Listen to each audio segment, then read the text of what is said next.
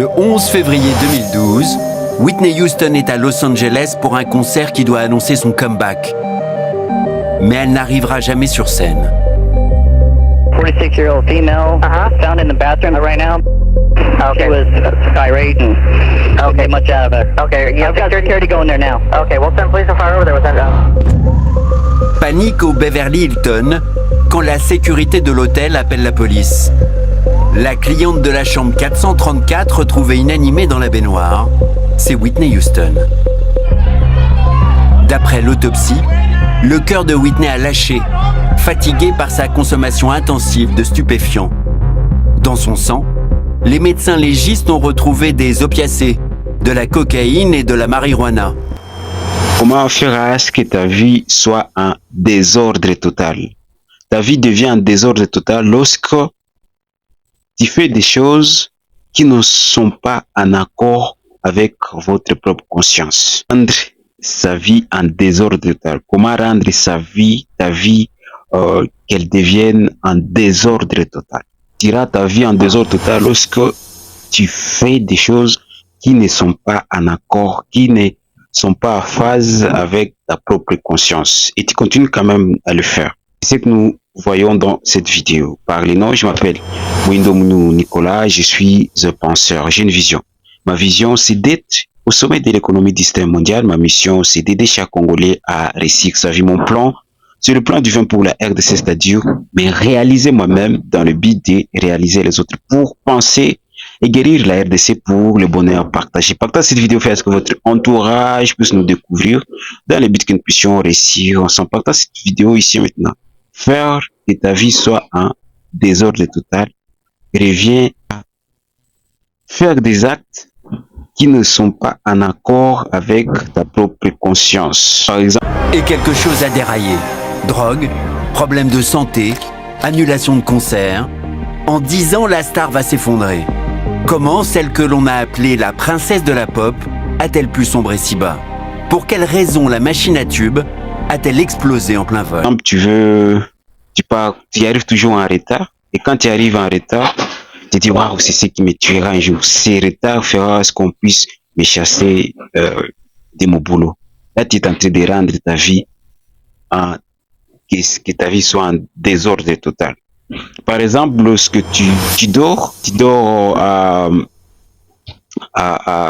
23 heures et puis tu te réveilles encore à 5 heures, tu n'as pas trouvé plus le temps pour dormir, pour te reposer. Là, tu es en train de rendre ta vie que ce soit en désordre total. Lorsque tu es assis dans ton bureau, tu laisses des choses pêle-mêle, en désordre sur la table. Là, tu es en train de rendre ta vie que ce soit en désordre total. Et tout ce qui se trouve sur ta table, ça donne même l'idée de ce qui se trouve même dans ta tête. Le désordre total. Quelles sont des choses que tu as envie de laisser, mais tu continues toujours à faire? Il y a des choses que nous avons envie de laisser. Et nous savons que ça ne nous rend pas heureux, ça fait à ce que nous puissions être toujours dans des énergies négatives. Mais nous continuons toujours à le faire. Pourquoi nous continuons toujours à le faire? Pourquoi? Parce que la force pour arrêter de laisser, de le faire, est tellement forte que cette force qui peut nous aider à arrêter de le faire. Et lorsque nous continuons toujours à le faire, nous savons que nous sommes en train de rendre notre vie en désordre total, mais quand même nous continuons toujours à le faire. Tu verras quelqu'un qui boit et puis se dit c'est cet alcool-là qui me tuera un jour. Il sait qu'il est en train de rendre sa vie, que sa vie soit en désordre total, mais quand même il continue toujours à boire. Tu verras quelqu'un que chaque soir avant de dormir, il se masturbe. Il sait qu'il est en train de rendre sa vie en désordre total, mais quand même il continue toujours à le faire. Comment rendre ta vie que ça soit en désordre total? Rendre ta vie que ça soit en désordre total revient à faire des choses qui ne sont pas en conscience, qui ne sont pas en phase avec ta propre conscience. Mais quand même, tu continues à les faire. Moi aussi, il y a des choses que je fais qui ne sont pas en phase avec ma propre conscience, mais je continue à les faire. Et je sais que c'est là de rendre ma vie en désordre total. Par exemple, de ne pas respecter le temps. Je n'ai pas l'habitude de respecter le temps. Et je sais que ça rend ma vie en désaccord, en désordre total. Dire ça, ça ne veut pas dire que j'ai besoin de rester dans ce sens. Le dire, c'est de chercher à prendre conscience de cela afin que qu'on trouve les mécanismes pour les changer. Il y a aussi une autre façon de rendre sa vie en désordre total, c'est de te prendre la tête. Tu sais que tu fais une chose qui ne coïncide pas avec la conscience, mais tu te prends la tête et tu dis, ah, pourquoi encore j'ai fait ceci? Pourquoi encore j'ai fait ceci? Tu ne t'aides pas. Tu es en train encore d'empirer les choses. Mets des coups de fouet en pensant que ça va te motiver, mais en fait tu te fais juste du mal. Tu te mets des coups de fouet.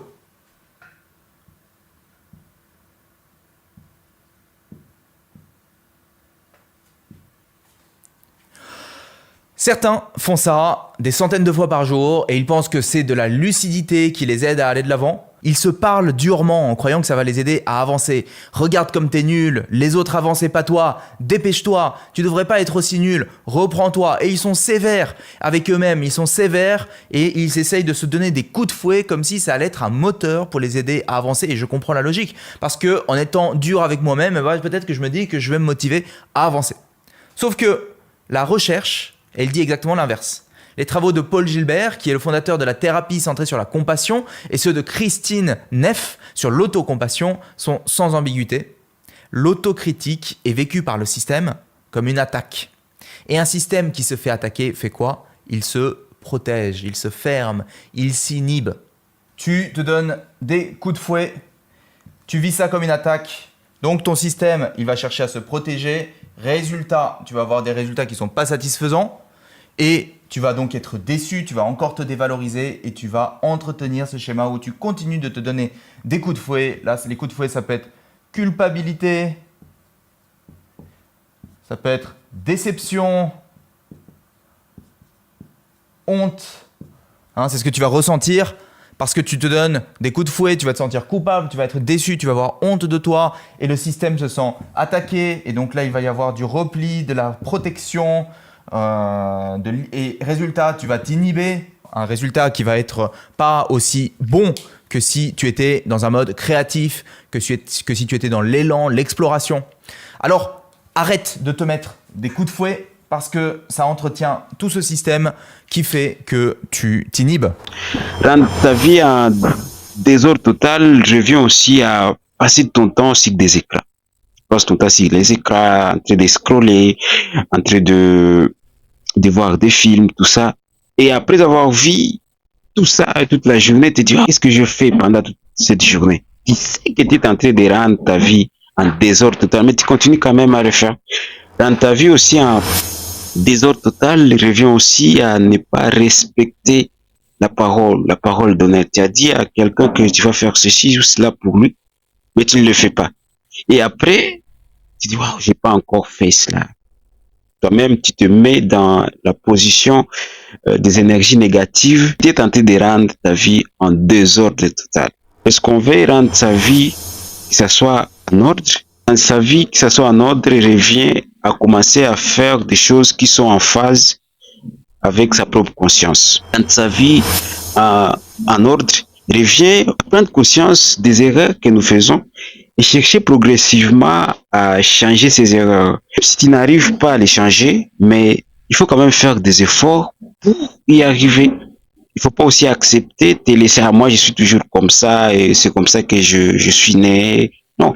Allez-y comprendre que ça sera une façon de rendre ta vie en désordre total. Pour rendre sa vie en ordre, on touche sur des petites choses. Arranger là où tu t'assois, te laver même, laver votre corps, manger sainement, manger des fruits, faire le sport. Et ça va t'aider à rendre ta vie en ordre. Et il faut pas penser que tu vas le faire d'un coup. On le fait d'une manière progressive, on essaie de rendre sa vie en ordre total. Et tu verras après, à certains moments, tu verras que tu as tout changé et que tu es dans l'ordre total. Tout ce que je dis, ici, cela ne veut pas dire que moi aussi je le fais. Ma vie aussi, il y a des choses qui sont en désordre total. Et chaque fois, je cherche toujours à les changer. Chaque fois, je cherche toujours à faire à ce que les choses soient en ordre. Et j'y travaille. Par les noms, je m'appelle Mindomio Nicolas, je suis un penseur. J'ai une vision. Ma vision, c'est d'être au sommet de l'économie du système mondial. Ma mission, c'est d'aider chaque Congolais à réussir sa vie. Mon plan, c'est le plan divin pour le RDC, c'est-à-dire me réaliser moi-même dans le but de réaliser les autres pour penser et guérir la RDC pour le bonheur partagé. Partagez cette vidéo, faites que votre entourage puisse nous découvrir dans le but que nous puissions réussir ensemble. Partagez cette vidéo ici et maintenant.